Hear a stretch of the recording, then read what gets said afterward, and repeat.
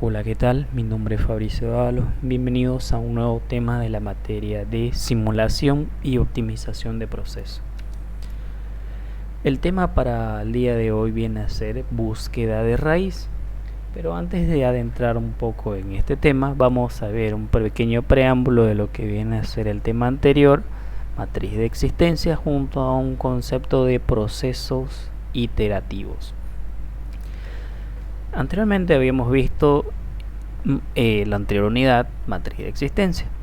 ¿Qué era la matriz de existencia? Venía a ser la agrupación de todos los balances realizados o todas las ecuaciones donde se realizaba un proceso de selecciones de variables, un algoritmo para desacoplar el sistema y poder encontrar una secuencia de cálculo respectiva para la solución del ejercicio o del modelo matemático, como también para la selección de una variable de decisión, ¿no? Entonces esta matriz de existencia era sometida a un proceso de desacoplamiento. Pero en este caso, ¿qué pasa si la matriz no se puede desacoplar? Entonces, no siempre el algoritmo de selección de variable, ¿no?, permitirá desacoplar todas las ecuaciones. Entonces, en estos casos no hay más opción que recurrir a la técnica de prueba-error o procesos iterativos. ¿A qué se refiere la palabra iterativo? Hace referencia a que se debe calcular varias veces. ¿Y cómo vamos a hacer esto? Existen diferentes métodos de búsqueda de raíz, ¿ya? Entonces veamos un poco de qué tratan estos métodos en búsqueda de raíz. En estos métodos se pueden implementar varios esquemas iterativos o varios diagramas. Estos esquemas se basan en asignar valores a una ecuación dentro de un sistema de n ecuaciones con n incógnitas. Quiere decir, si son 3 ecuaciones, tiene que haber 3 incógnitas. Si hay 4 ecuaciones, 4 incógnitas. Es decir, el mismo número de ecuaciones, el mismo número de incógnitas, ¿no? La complejidad de los cálculos varía considerablemente según el procedimiento elegido, lo que sugiere la importancia de comparar diferentes alternativas. ¿Qué quiere decir? Quiere decir que existen diferentes formas o métodos de solucionar estos problemas, pero algunos pueden ser más difíciles que el otro. Por lo tanto, se puede resolver y llegar a la misma solución y comparar cuál método es más efectivo, ¿no? El proceso iterativo menciona que involucra todas las variables del sistema de ecuaciones. Sin embargo, este método simplifica la búsqueda al transformar el problema en uno de encontrar la raíz de una sola función con una sola variable. Es decir, que estos métodos nos van a simplificar el encontrar el resultado que satisface de que las ecuaciones, ¿no?, obtengan el valor requerido para cumplir la condición a la que están igualadas, ¿no?, en muchos casos igualadas a 0. Dice que existen varios métodos para la búsqueda de raíces de funciones de una variable. Entre ellos se conocen el método de Picard, el método de Newton-Raphson y el método de la regla falsa. Como nota, podemos decir que el objetivo es encontrar solo la raíz de una función, ¿no?, que satisfaga la condición de la ecuación del sistema de ecuaciones. Veamos los procesos iterativos, que hace mención de que se van a estudiar dos métodos para la resolución de estos sistemas de ecuaciones, en lo cual están el método de Picard y el método de Newton-Raphson. Estos métodos deben cumplir ciertas condiciones para poder usarlos. ¿Cuáles son?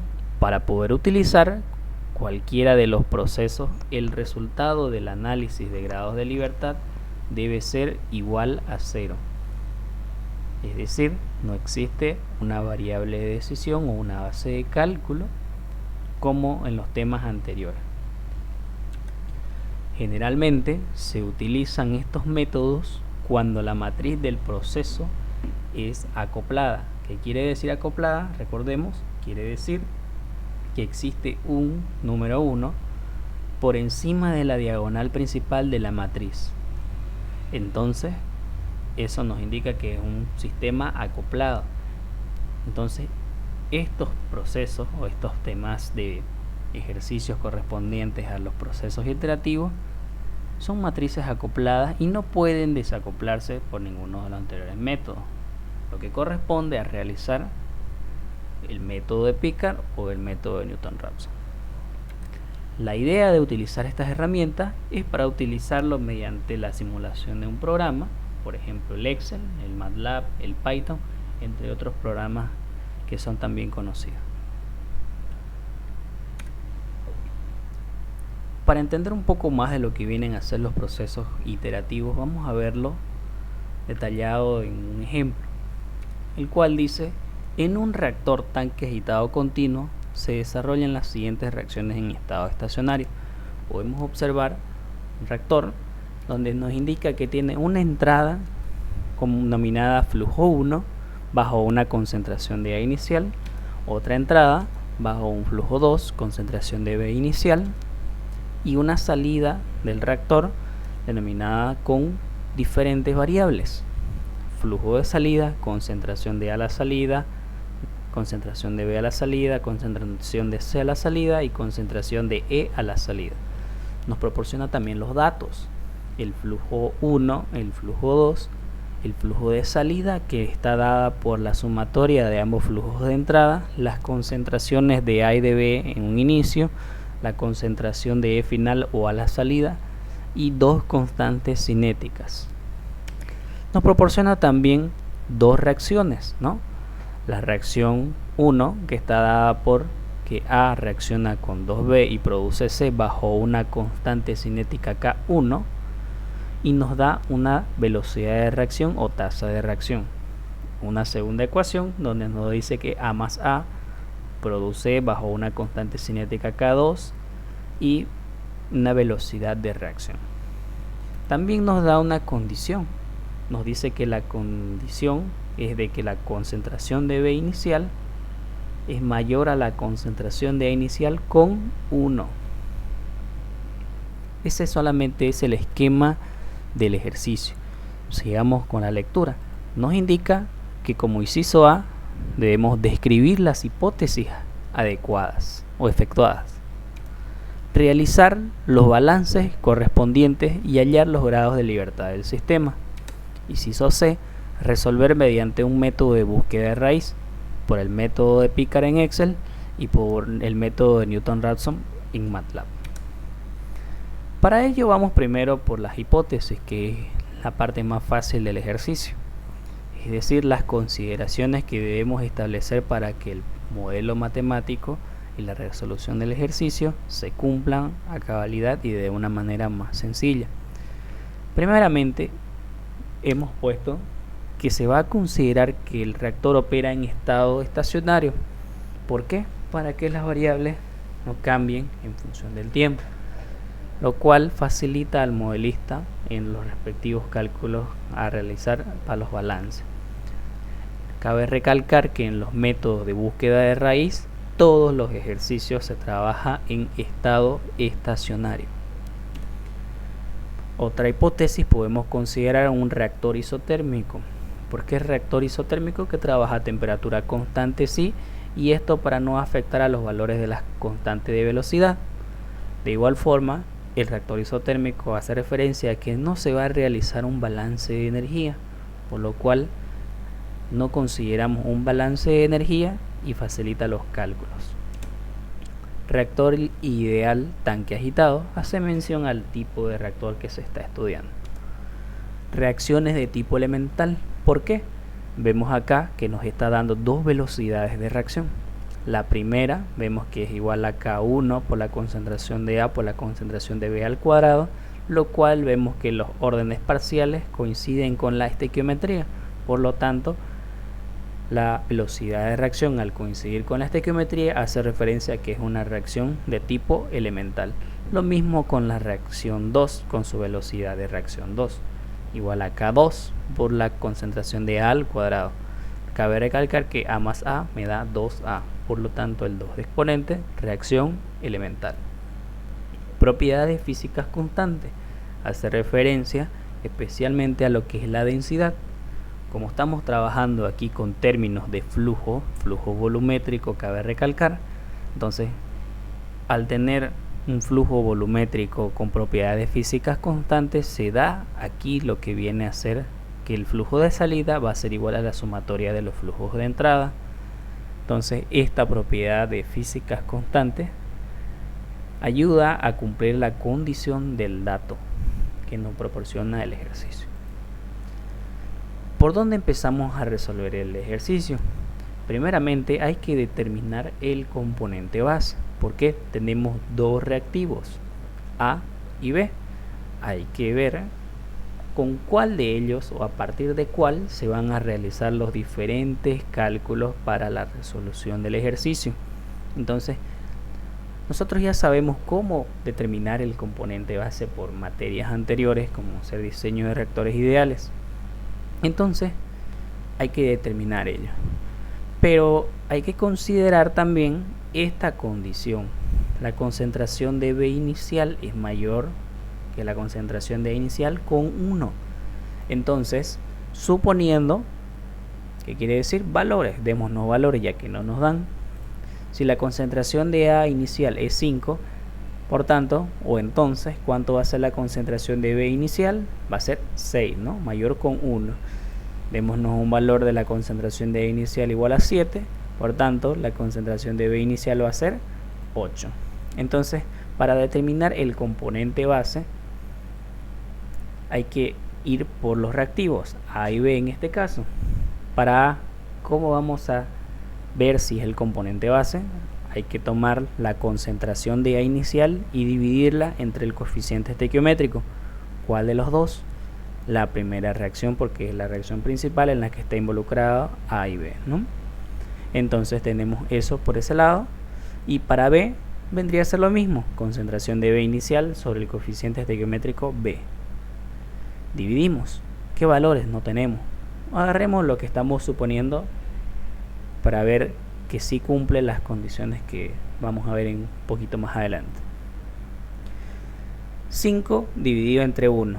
Y para el otro sería 6 dividido entre 2, coeficiente estequiométrico.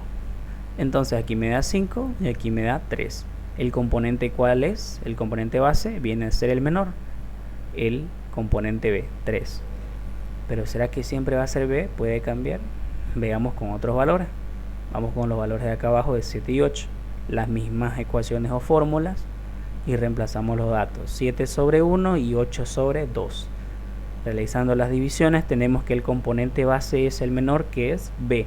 Entonces el componente base podemos indicar que es B. Ustedes necesariamente no tienen que darse valores. Pueden decir que la concentración de A inicial sobre A aquí va a ser igual a una letra M, y la concentración de B inicial sobre B aquí va a ser igual N. ¿Quién tiene que ser mayor?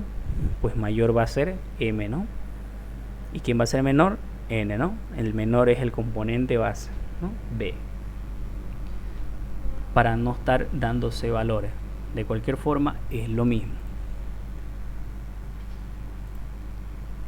¿Qué se procede ahora? Procedemos a identificar las velocidades de reacción. ¿Por qué? ¿Por qué no vamos a los balances? Resulta que para realizar los balances, ustedes, como están haciendo un ejercicio con reacción química, se analiza por componentes. ¿Cuántos componentes hay? A, B, C y E, lo cual quiere decir que van a realizar 4 balances. ¿No vamos a realizar un balance global? No, porque ya nos está indicando acá el balance global, no es necesario. Entonces son 4 balances por componente. Y resulta que A se consume, B se consume, C se genera, E se genera. Entonces es importante ver la velocidad de reacción para cada componente. Por lo cual, como tenemos cinéticas para cada reacción química, hay que identificar de cuál se refiere. Tenemos entonces en la reacción química que se ha colocado la cinética para B, ¿no? ¿En base a qué? En base de que la primera reacción hace referencia a la reacción de la velocidad del componente base. Entonces tenemos que esto es igual a K1 concentración de A por concentración de B al cuadrado. Como B es el componente base, R1 lo adoptamos para B. ¿Por qué se coloca el negativo? Porque B es reactivo. Los signos, cabe recalcar, solamente indican si se trata de un reactivo o de un producto. Vamos para la segunda reacción. La segunda reacción R2 la hemos colocado RA2, es decir, la velocidad de reacción para A en la segunda reacción. Este 2 no es por este 2, solamente es coincidencia. Segunda reacción. ¿Por qué el negativo? Porque es reactivo. ¿Por qué no se colocó un 1 en este lugar de acá? Porque B solamente se encuentra en la primera reacción. Entonces sería redundante colocar B1. Podemos encontrar la velocidad de reacción de A en la primera reacción, porque aquí solamente tenemos ¿para quién? Para la segunda reacción. Entonces, esto lo podemos hacer por medio de la ley de velocidades cinéticas o ley de proporción de velocidades. Veamos que para A, la velocidad de reacción de A en la primera reacción química sobre sus coeficientes estequiométricos, ¿a qué va a ser igual? Va a ser igual a la velocidad de reacción de B sobre su coeficiente estequiométrico. Despejamos la incógnita que viene a ser la velocidad de reacción de A en la primera reacción química y reemplazamos los datos.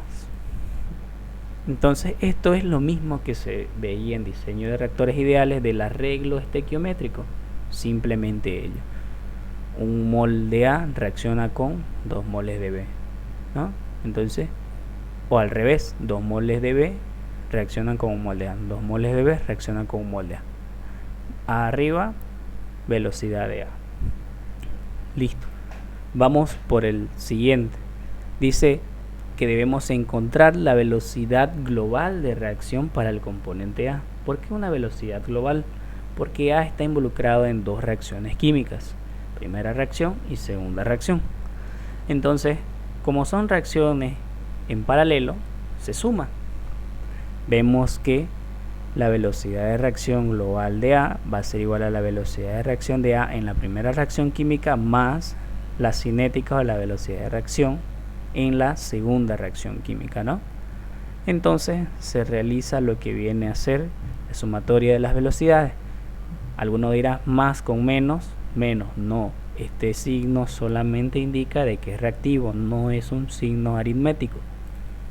Entonces reemplazamos valores y ahí tenemos la velocidad de reacción para A de forma global. Podemos encontrar la velocidad de reacción de C.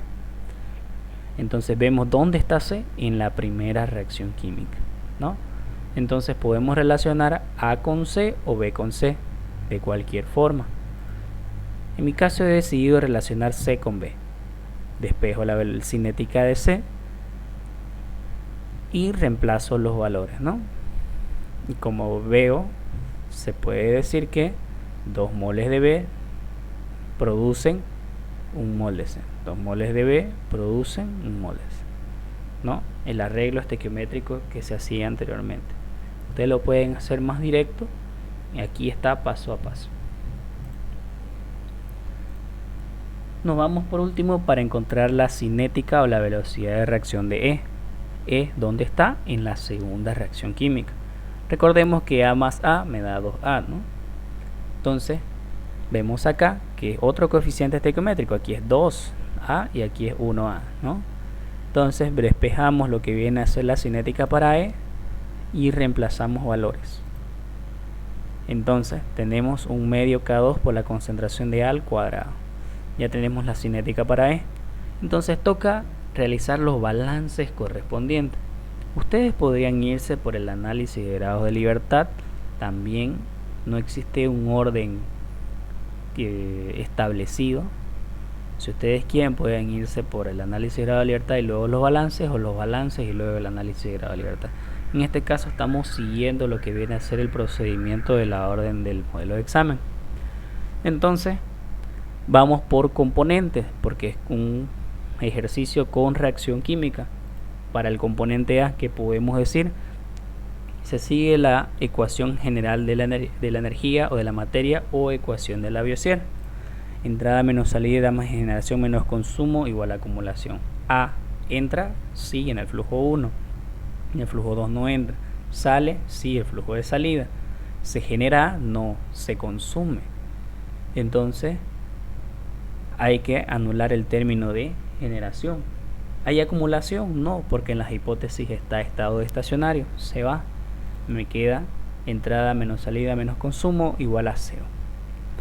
Reemplazamos a la entrada que hay el flujo 1, pero por la concentración de A inicial. A la salida el flujo total por la concentración de A a la salida. El consumo viene a estar dado por la velocidad de reacción por el volumen del reactor. La velocidad de reacción ¿para quién? Para 1, para 2 o para forma global, de forma global. ¿Por qué? Porque ya está involucrado en dos reacciones químicas. Entonces reemplazamos la cinética global y tenemos esta expresión. Esta expresión lo vamos a denominar ecuación número 1. Ahora corresponde realizar el balance para el componente B. Seguimos usando la misma ecuación de la Lavoisier. Analicemos. ¿Hay entrada de B? Sí. ¿Hay salida de B? Sí. ¿Se genera B? No. ¿Se consume? Sí, porque es reactivo. ¿Hay acumulación? No. ¿Estado estacionario? Nos queda la misma expresión anterior porque son reactivos. Veamos. ¿Qué entra? F2 por concentración de B inicial. ¿Qué sale? Flujo de salida por concentración de B. ¿Se consume? Sí, la tasa de reacción por el volumen del reactor. Reemplazamos la velocidad de reacción y nos da esta expresión. Esta ecuación la vamos a denominar ecuación número 2. Tenemos entonces dos ecuaciones, dos balances que se han realizado. Vamos ahora por el componente C. El componente C, la misma ecuación. ¿Entra C? No entra, se va. ¿Sale C? Sí. ¿Se genera C? Sí. ¿Se consume C? No, porque es producto. Entonces, si se genera, no se consume. ¿Hay acumulación? No, es 0. Entonces queda generación menos salida igual a 0, ¿no? Simplemente he hecho un cambio de orden, ¿no? ¿Cómo está representada la generación? La cinética de C por el volumen del reactor menos la salida, que viene a ser el flujo de salida por la concentración de C a la salida. Eso va a ser igual a 0. Reemplazamos la cinética de C y tenemos lo siguiente. A eso lo vamos a denominar ecuación número 3. Nos falta la cinética, el balance para el componente D. Entonces, la misma ecuación. ¿Entra E? No entra. ¿Sale E? Sí. ¿Se genera E? Sí, es producto. ¿Se consume E? No, porque es producto, no es reactivo. ¿Hay acumulación? No hay, es 0. Se van estos términos. Generación menos salida igual a 0. La cinética de E por el volumen del reactor menos el flujo de salida por la concentración de E a la salida. Reemplazo la cinética de E que ya hemos hallado con anterioridad y tenemos ecuación número 4. 4 balances, 4 componentes. Entonces, representando aquí de forma general todos los balances, vienen a ser estas 4 ecuaciones, 4 balances.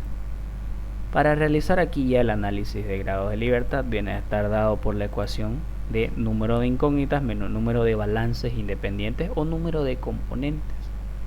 ¿Cuáles son las incógnitas? Las incógnitas que tenemos acá viene a ser concentración de A, de B y de E. 3 incógnitas. Hay una más, no se ve representada en el esquema, pero está implícita. Viene a ser el volumen del reactor. Concentración de E no es incógnita, no, es dato. Entonces, 4 incógnitas. Balances independientes, dice.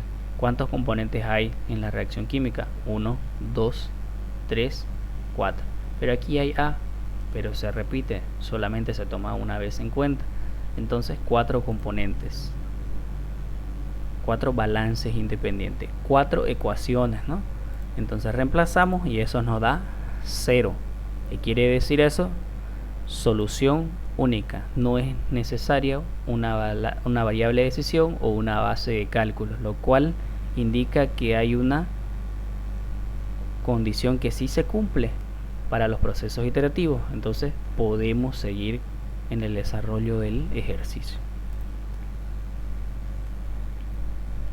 Listo. Representemos los balances correspondientes nuevamente. Y ahora aquí, algo muy importante, ¿cómo proseguir una vez establecidos los balances?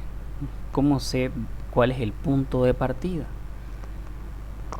Un truco que hago en particular para hacer esto es, una vez establecidos todos los balances, identificar el número de incógnitas que existe en cada ecuación.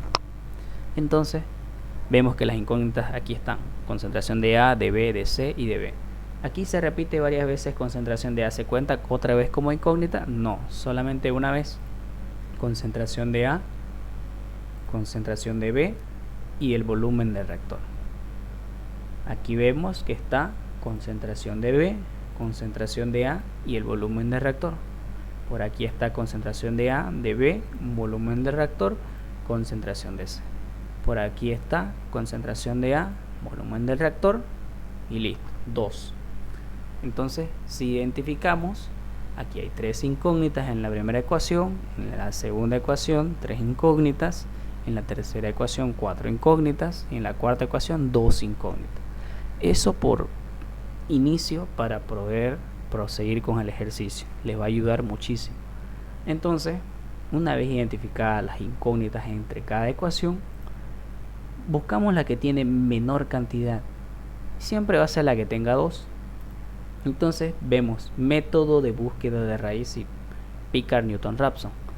La misma metodología la he escrito que se lleva a cabo para ambos métodos. Primero, identificación de la ecuación más simple. Seleccionar la ecuación del sistema que tenga la menor cantidad de incógnitas, es decir, 2. Vemos que es la ecuación 4 o el balance para el componente E. Dice que esto facilita el proceso inicial de iteración. Una vez hecho ello, dice asignación de un valor inicial. Asumir un valor razonable para una de las incógnitas de esa ecuación. Este valor servirá como punto de partida para las iteraciones. ¿Qué quiere decir ello? Que nosotros, como acá hemos identificado esta ecuación que tiene 2 incógnitas, nos damos como variable de entrada o valor inicial, ya sea la concentración de A o de B. Teniendo uno de ellos como dato, puedo encontrar el otro. Entonces, ese es el segundo paso a seguir. Valores razonables. Quiere decir que no podemos darnos, por ejemplo, un valor negativo. Las concentraciones no tienen valores negativos, el volumen no tiene valor negativo, ¿no? La concentración de salida no puede ser mayor a la de entrada porque A se consume, no se genera. A eso se refiere con valor razonable. Punto 3. Despejar la otra incógnita. Con el valor asumido, despeja la otra incógnita de la misma ecuación. Así obtendrás un valor calculado para esta incógnita, ¿no? Lo que les acabo de explicar de teniendo uno encuentro el otro o viceversa. 4. Iteración en el resto del sistema. Quiere decir aquí, usando los valores obtenidos de las incógnitas, repite el proceso en las demás ecuaciones del sistema. A medida que avanzas, irás calculando los valores de las variables restantes. Por ejemplo, me doy como variable de entrada volumen. Puedo calcular concentración de A. Tengo 2 datos. ¿Por dónde me puedo ir? Por la otra ecuación que tenga menos incógnitas. O por la ecuación 1 o por la ecuación 2. ¿Para qué? Para calcular concentración de B. Y luego, teniendo 3 datos, me voy a la ecuación de 4 incógnitas y hago el cálculo de concentración de C. Así hasta ocupar todas las ecuaciones excepto 1. 5. Verificación y corrección. Finalmente, toma el valor de la incógnita asumida inicialmente y verifícalo con otra ecuación del sistema. A esto me refería con lo que acabo de decir de ir yendo de ecuación a ecuación excepto con una. Esa ecuación que queda o esa ecuación resultante se la va a usar como verificación del valor de variable de entrada. Dice, si los valores coinciden dentro de un margen aceptable, una tolerancia establecida por el modelista, habrás encontrado una solución. Si no, ajusta el valor inicial y repite el proceso hasta que se alcance una solución consistente.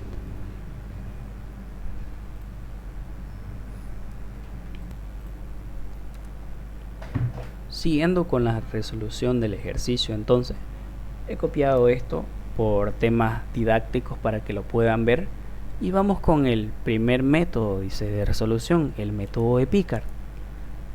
Hay que establecer aquí lo que viene a ser un diagrama de flujo o un diagrama de flujo para algoritmo. Entonces, vamos por un punto de partida, un inicio. ¿Cuál es? Después del inicio viene a decir asignación del valor inicial, pero ¿de quién? Dice de que se debe seleccionar un valor razonable, pero ¿de quién? De una variable de entrada. Ahora, ¿de cuál de las 4 ecuaciones? Ya identificamos que es de la cuarta ecuación, ¿no? Puedo darme o la concentración de A a la salida o el volumen del reactor. En este caso he asumido que vamos a tener como variable de entrada el volumen del reactor. No es que B de variable, es el volumen del reactor. Posteriormente dice que podemos despejar la otra incógnita de la misma ecuación, entonces se realiza un despeje de la concentración de A final. Aquí en este cuadro rectangular ya entra lo que es la secuencia de cálculos, entonces nos dice que de la ecuación 4 despejemos la concentración de A final. Entonces nos da esta expresión.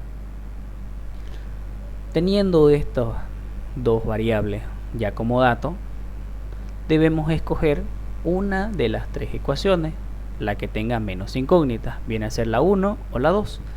En mi caso he escogido la ecuación 1. ¿Por qué no la 2?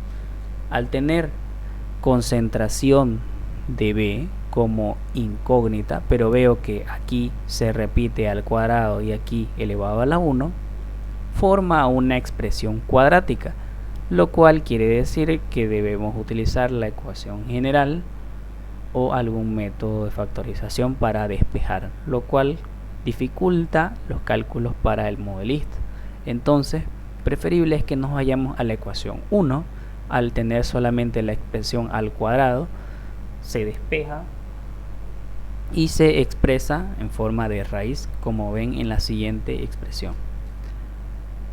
Una vez ya teniendo volumen del reactor, concentración de A, concentración de B, que podemos calcular de la tercera ecuación la concentración de C. Como ven, ahí está la ecuación despejada.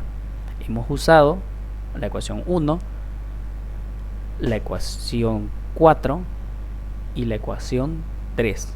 Nos queda la ecuación 2, que es la ecuación resultante. A eso vamos a usar lo que viene a ser despejar el volumen del reactor, pero le vamos a colocar B1. Esto es variable de entrada y a esto se le denomina variable calculada. Es decir, aquí nos vamos a suponer un valor, digamos que 30. Entonces, a medida que vayamos calculando todos estos datos, esta secuencia de cálculo, aquí vamos a obtener un valor. Por aquí tal vez nos salga 25, 27, 28, ¿no? O tal vez 30, es dependiendo de los cálculos que se tengan, ¿no? Entonces, hay que ver si este valor de la variable calculada es igual a la variable de entrada.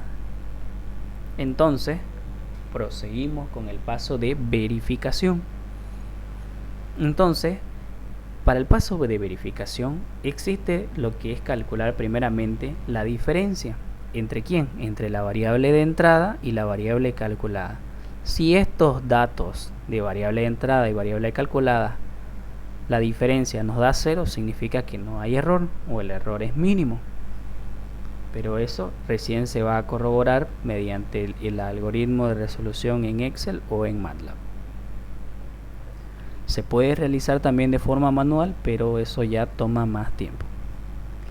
Una vez calculada lo que viene a ser la diferencia, a esta diferencia puede que nos salga positiva como también puede que nos salga negativa. Por ejemplo, si nosotros nos damos aquí un valor de 5 y aquí nos sale la variable calculada un valor de 7, la diferencia es menos 2, pero no nos interesa en valores negativos, por lo tanto nos tenemos que dar otro pequeño recuadro de indicar que esta variable de diferencia se exprese como error absoluto de D, y como verán aquí están las dos líneas que indican valor absoluto. Entonces hemos calculado aquí el error absoluto. Una vez calculado el error absoluto, aquí ya comienza más lo que es la condición de mientras, conocida como while en MATLAB. Entonces, mientras el error absoluto sea mayor o igual que la tolerancia aquí la hemos establecido como 0,001, hay dos caminos, un camino en que sí y otro camino en que no. Vamos a dibujar o rayar un poco aquí. Si la tolerancia es 1, ¿qué significa? Que el error es grande, ¿no? Porque es mayor que la tolerancia. Si el error absoluto es 1, es mayor que la tolerancia, ¿no? Entonces hay un camino en el que sí y un camino en el que no. Entonces, veamos, hay un camino en el que no, un camino en el que sí. El camino en el que sí, ¿qué me dice? Si el error absoluto es mayor que la tolerancia, ¿eso qué quiere decir? Hay más error. Entonces, se procede a lo que viene a ser el ajuste para el recálculo nuevamente del proceso iterativo. Entonces, aquí como verán dice verificación y corrección. Si los valores coinciden dentro de un margen aceptable, habrás encontrado la solución. Si no, ajusta el valor inicial y repite el proceso. Vamos a hacer un ajuste. ¿Cuál es el ajuste? La variable calculada, ¿a qué va a ser igual? A la variable de entrada, como verán aquí, menos esa diferencia que existe, la que hemos calculado. Entonces, ya tenemos que la variable calculada va a obtener un nuevo valor. Ese nuevo valor lo tenemos que representar ahora como la nueva variable de entrada. Como verán, la variable calculada que la hemos expresado aquí va a ser ahora nuestra nueva variable de entrada. Entonces hacemos otra flecha que vuelve al ciclo. Entonces esto se va a repetir hasta que la tolerancia no cumpla esta condición. ¿Qué quiere decir? Entonces si la tolerancia nos sale 0,000 y otro 0 más incluso, hay distintos valores, como vemos este valor es mucho menor que la tolerancia.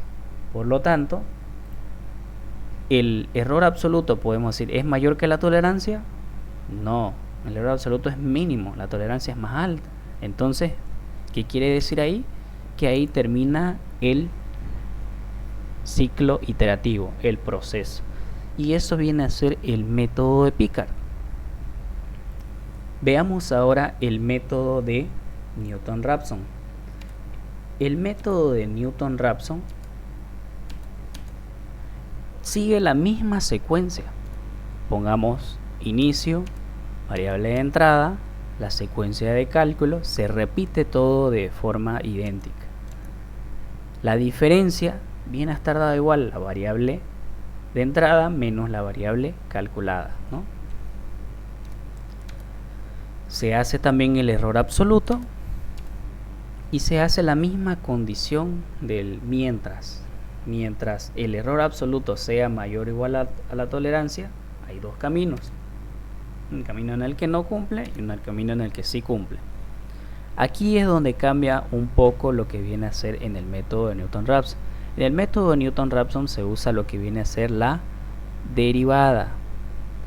¿La derivada de quién? La derivada en este caso va a ser de la variable de entrada. Entonces, la variable calculada como nuevamente va a ser ajustada, va a estar dada por esta fórmula o esta ecuación, que va a ser la variable calculada, va a ser igual a ¿qué? A la variable de entrada menos la diferencia sobre la derivada de la variable de entrada respecto de la diferencia. Entonces hay que hacer el cálculo de esa derivada. Una vez calculada la derivada, se expresa o se agrega los valores y se calcula lo que viene a ser la variable calculada y se adopta nuevamente al valor de la variable nueva de entrada y se repite el ciclo. Eso va a ser repetitivo hasta que la condición sea no, hasta que el error sea menor que la tolerancia. Entonces ahí acabaría lo que viene a ser el ciclo iterativo. Eso sería los métodos de resolución para este ejercicio, tanto por el método de Picard y el método de Newton-Raphson. Enseguida lo veremos la resolución en Excel y en MATLAB del respectivo ejercicio.